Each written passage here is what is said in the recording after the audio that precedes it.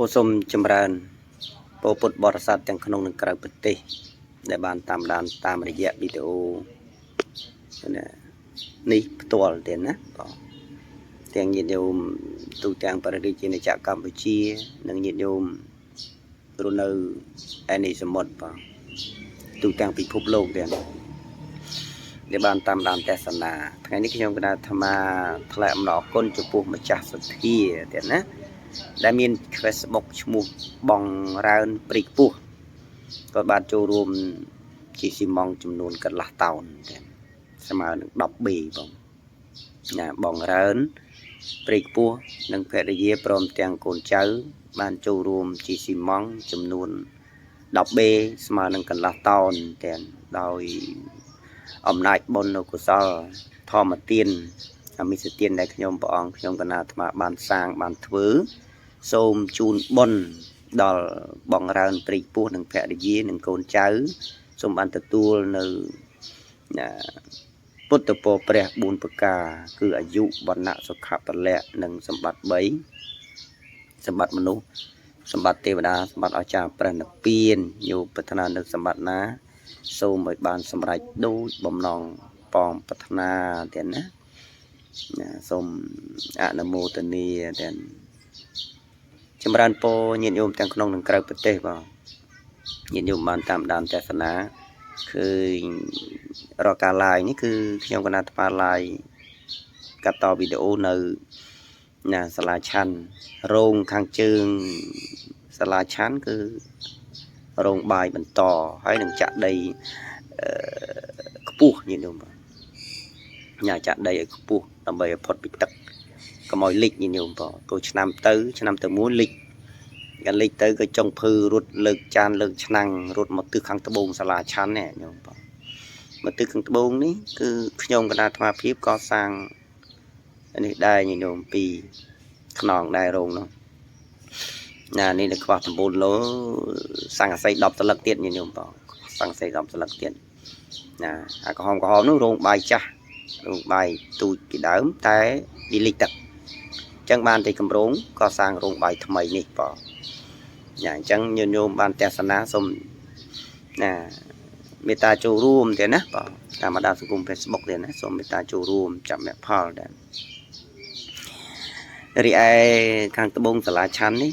គឺ2ខ្នងញាតិញោមកន្លែងនេះហើយដែលគ្រាន់តែប្រក់ដំបូលរួចគឺញោមញាតិភាសឹកចេញពីតំបន់បៃលិនកំរៀងពឺលូតហ្នឹងក៏មកស្នាក់នៅរោងនេះឯងបង2ខ្នងតែរួចប្រក់ដំបូល1ខ្នងនៅសល់1ខ្នងទៀតបងហើយនេះគឺកត់